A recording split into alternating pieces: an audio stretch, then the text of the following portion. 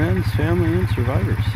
You know, there's nothing to do but to go do it.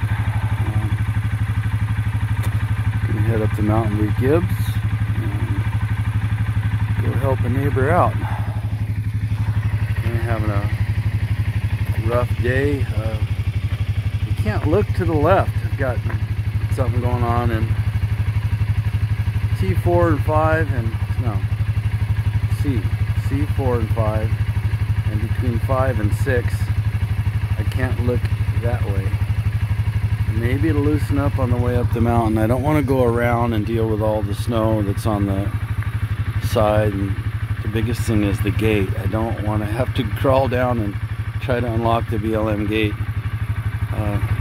That's hard on my neck in a good day, so I'm gonna go up and back and get a feel for. We got more snow coming. All of our snow over the last month is snowing down to 1,500, but staying from about 2,500 up. And even when the snow level goes up and it's raining down here, it's still snowing at 3,000 feet. And the other side of that mountain is 7,000 feet. So we've got a lot of time release rain this year, and that's good. Bad here. Up there on the big V, though, it's probably 5 or 6 feet. I'd like to go up there. I have to get started a little earlier in the day, though. I'll do that before spring. That's not happy. I should have brought the chainsaw. You're not very smart, Steve. Well, I'm winning. It's back to that old thing where I can't hold the front brake at the same time and the camera.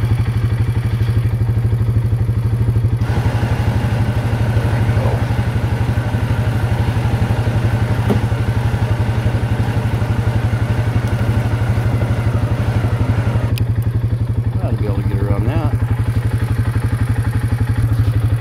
That's a little better.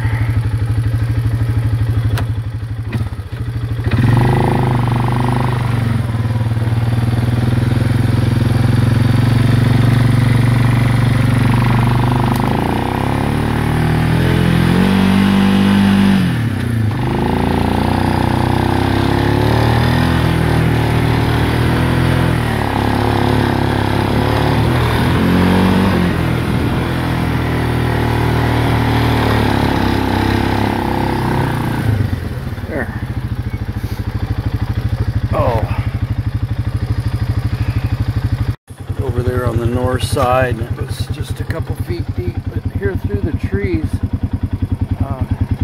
it melts out of the trees, and consequently it didn't fall to the ground, so it's thinner. And I came up through the bug trail, and it's a good thing there was enough snow on that north side that, and it's about an 80-degree incline, and if there was any snow at all, we weren't going. But being in the trees like that, that bug trail was clear all the way up.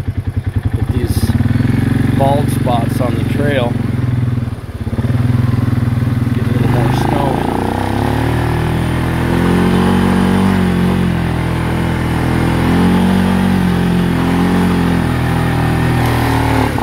Like this one, I have to winch up around the corner.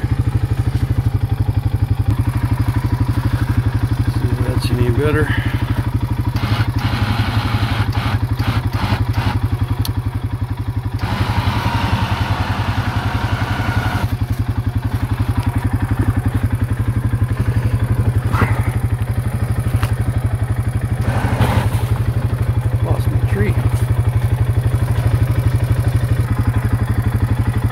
I'm going to be able to do this holding the camera. I might need some throttle.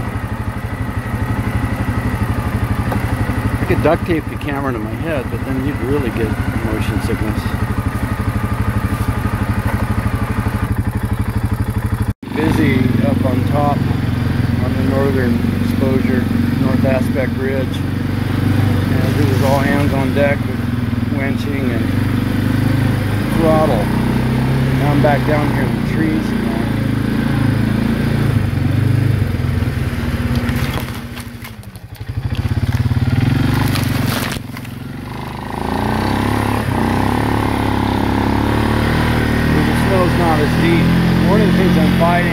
apparently rained on top and then froze. So it's not quite enough of a hard enough crust to get up on top of, so you're kind of grinding through it.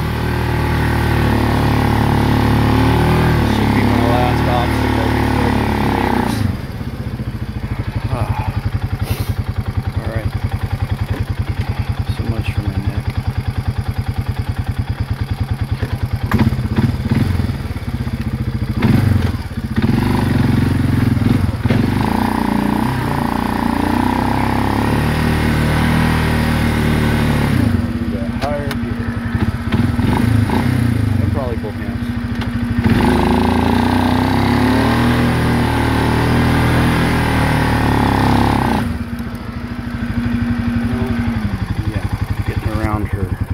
Garden pots is a little costly.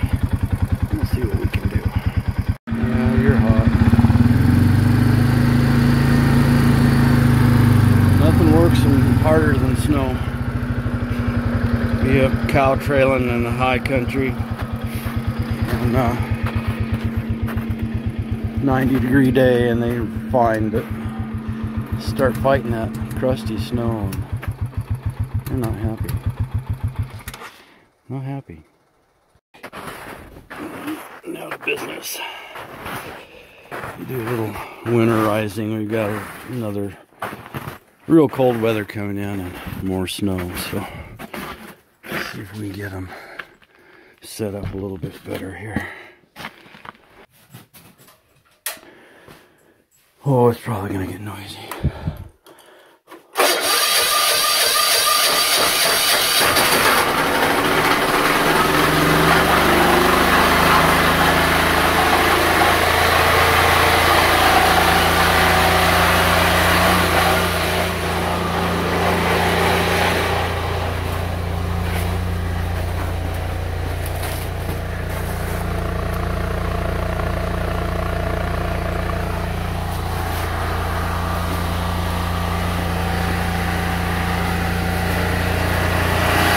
Pump a little water here.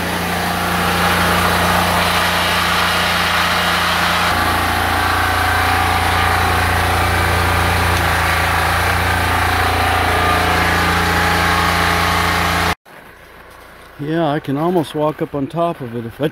Ow. That hurt. Do the Kamchatka shuffle. See if we're charging here.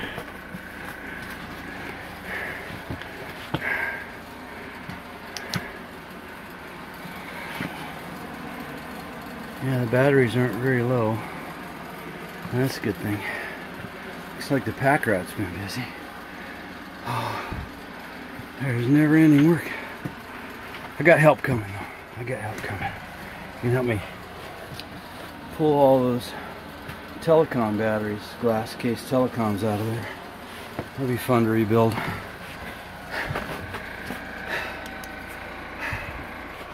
I'm real careful and flat-footed and get up on top of it.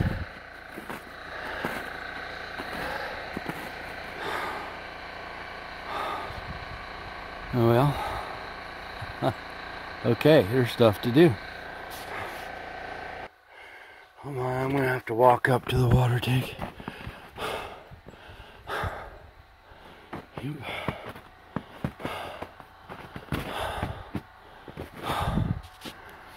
All right. Hot water, a little bump here.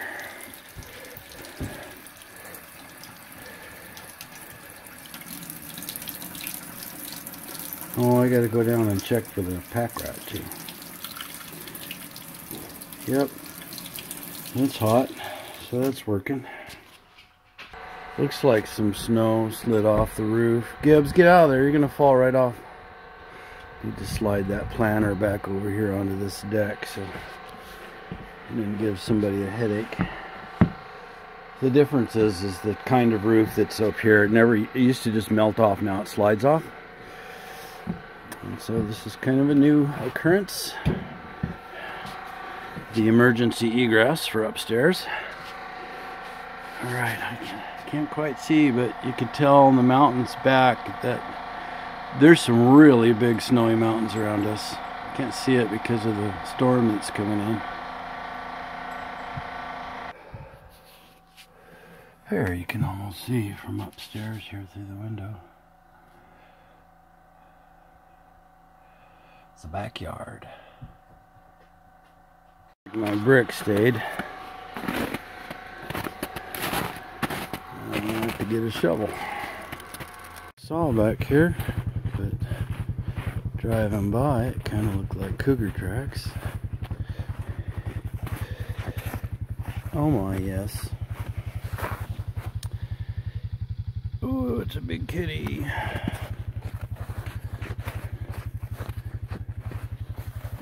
I kind of tried to straddle him, but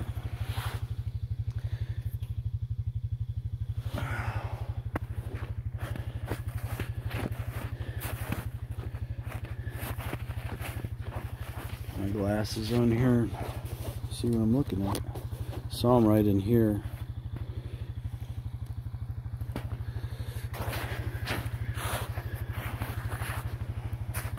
They're coming down this way.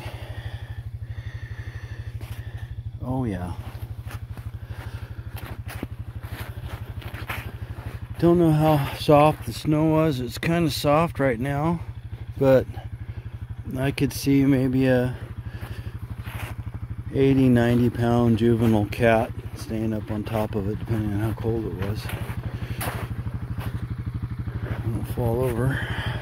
I was wondering because I saw deer tracks just running off that way, and then I could see something else with it, and that's what that was. It's a kitty.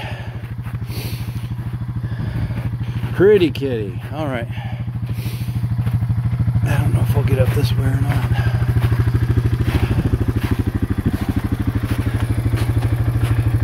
Tells me that if I'm not going out this way to go home,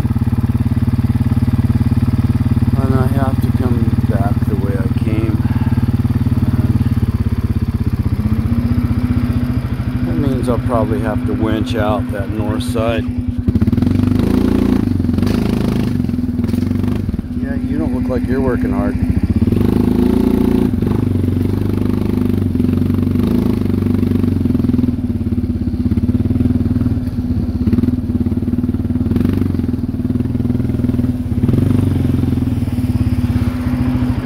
Spot. We're on the northeast side, and there's another mile where that never gets sun, and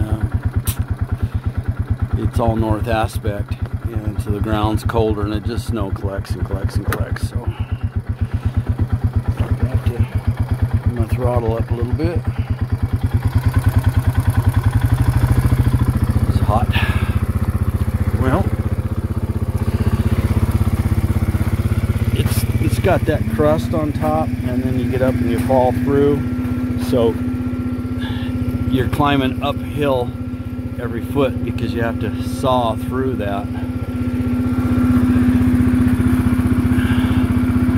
So I'll go home the other way. Yeah, there's a lot of places that, you know, you just plan on being snowed in, and that's just the life. It's be hard if you were working every day. And what they used to do when they were working all the time is they had this big 41 Dodge 1-ton, and it had a 500 Cadillac in it, and they left it chained up at the bottom of this mountain, and so they drive it up and down and park their car down below and drive it into town to work. But now they're retired, so they don't need to go anywhere. So you just lay in supplies, right? That's how we roll. To run the camera, I think he took a nap. So I was hoping I wouldn't have to come out this way. Not that big of a deal, but it's going to try to show you how I do it. Put it in low range, first gear, and run the winch and the throttle at the same time, and it walks right out because it helps the tires actually roll up on the snow. If you hit the throttle just right, it rolls up on the snow. rather than digging in like it did all around that corner and came to a sudden stop. And I have no way of showing you this unless I let the camera turn sideways and put it in my pocket.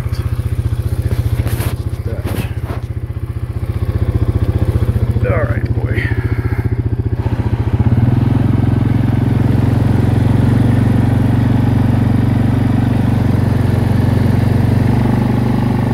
You don't want to use too much throttle because the idea is to roll on the snow.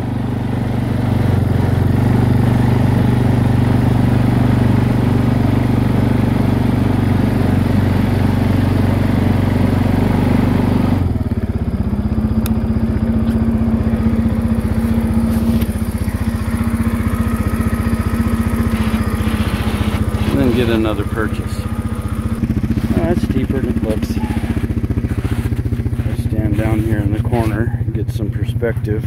This is where the back wheels were. And so Gibbs is probably, his head's 3 feet over the top of my head, so. Alright. But you can see how it rolls right up on the snow when you use both. Of course, you probably knew that, but some folks don't. If I'm on national forest or government or BLM land, I don't choke a tree like that. But since that tree is private property and we need candidates for firewood anyway, I'm just going to choke the tree. So please don't send me messages on how I'm damaging that tree and I should use a strap. I definitely do that on public land, on your trees, just not my own.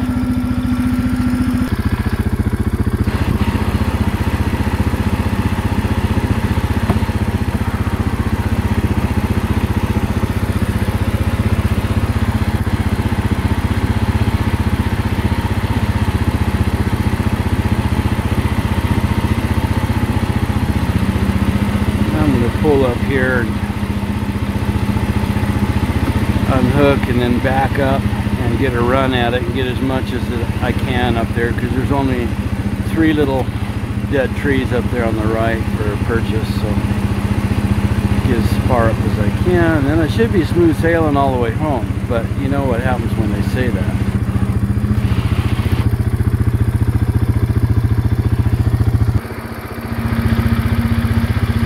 Back up here a little bit and then turn the phone sideways.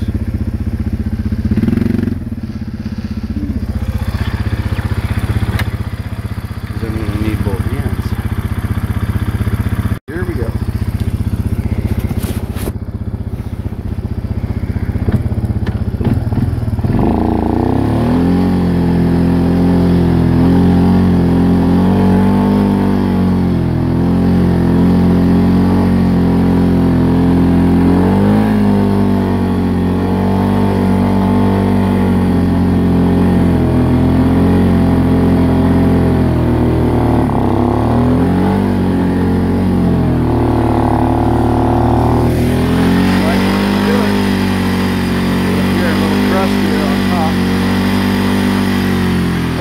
Definitely not going home that way because that's the steepest hill. Anyway, my house is right over there, about 2 miles. We should be good to go now. Used to be some dynamic views from up here, but all the trees grew up in the way. You can see in the back, straight back there through the trees in the far mountain. That big snowy bald spot. Right at the foot of that is a friend of mine's mine and the old town of Sebastopol and the cemetery which was the Josephine County seat in 1853. If you climb up over that mountain, you're at the top. The edge would be the the eastern edge of the Kalmiopsis wilderness. And if you drop just over the other side of that big bald spot there, is Babyfoot Lake.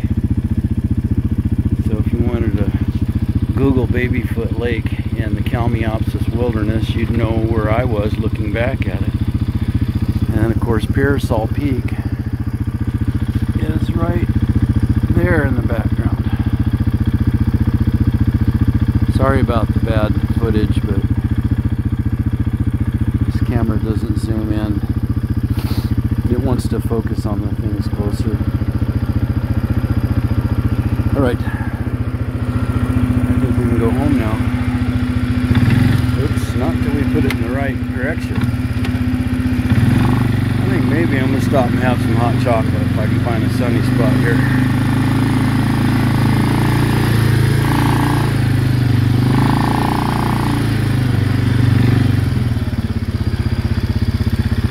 This looks like a good spot. Looks like the big V is veiled. That's right up above Van Gorn there. I don't know if I can set my hot chocolate down without spilling it or not. It's not yours. So up there, that's Van Gorn to the right. To the left, about 200 feet below the peak, is a Rabbit Lake, and it is a climb. It's right at the top of a 1,500 foot rock face, and I've been there 4 times, and they say you're a fool if you don't go once. You're twice a fool if you go twice. And I made 4 trips up there. Can't help it. Love the backcountry. Anyway, it's called Rabbit Lake because that whole mountain on the east side is Manzanita. And there are rabbits everywhere by the thousands. And it is the veritable mountain lion hunting country right there. In fact, that kitty that we saw the tracks here could have come from over there. So, this will be my last video log here. I just thought I'd show you when I go up and back, and I don't know if I'm going to have to walk home or not. I bring a bag of dog food, which is in there, and a bowl for water, and I usually throw some cheese and crackers in. Even if you just had lunch, it's smart to take something warm to drink and some water and some calories, because if you're going to have to walk out, you never know when you're going to have to walk out. It's good to have enough groceries with you to be able to make the trip, because you stumbling around on this crusty snow, it burns a lot of calories, and then it drops down the temperature at night and the wind picks up and there's a storm coming in. Not the best time to be on foot.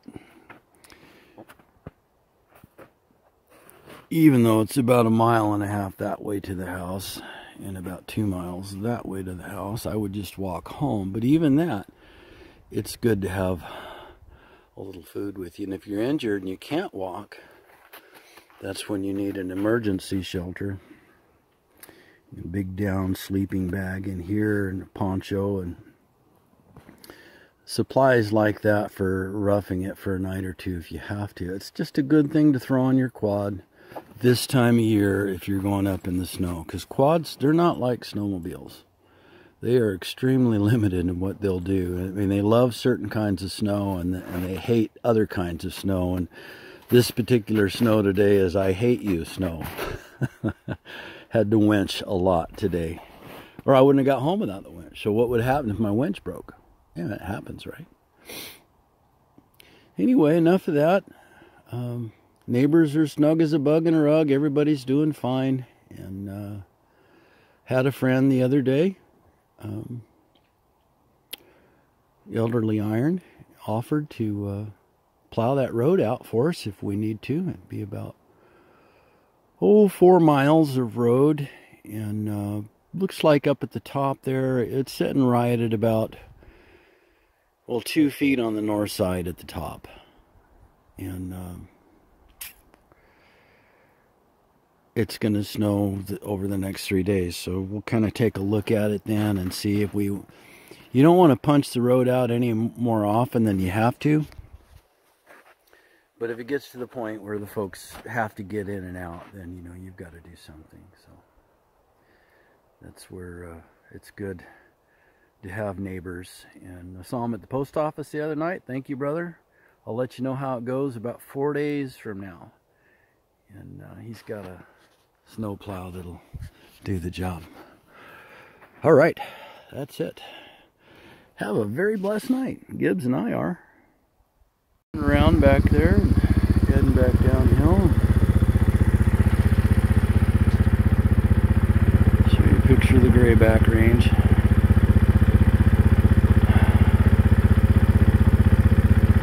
There's a fire lookout up there. It's one of the few manned still in Oregon. Old Vietnam War vet named Mel. Spends, oh, I guess realistically 7 months out of the year up there. From snowfly to snowfly. Alright, I gotta quit talking and try to get home before it gets dark.